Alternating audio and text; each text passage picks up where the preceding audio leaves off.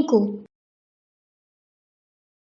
ટીંકુ નામનો એક માણસ હતો. તેના પગ વાંસ જેવા લાંબા હતા. પોતાના લાંબા પગને કારણે તેને કામ કરવામાં મુશ્કેલી પડતી હતી. તેને નીચા નમીને ઘરમાં જવું પડતું હતું. સૂતી વખતે તેના પગ પણ પલંગની બહાર રહેતા હતા. તેને સાયકલ ચલાવવામાં પણ તકલીફ પડતી હતી. એક દિવસ ગામ લોકોની સાથે તેણે પોતાની આ સમસ્યાનું સમાધાન શોધી કાઢ્યું. કેટલાક દિવસો બાદ તેને કામ કરવામાં મજા આવવા લાગી. હવે તે નીચે નમ્યા વિના જ ઘરમાં અવર જવર કરી શકે છે. સૂતી વખતે તેના પગ પલંગની બહાર પણ રખડતા રહેતા નથી.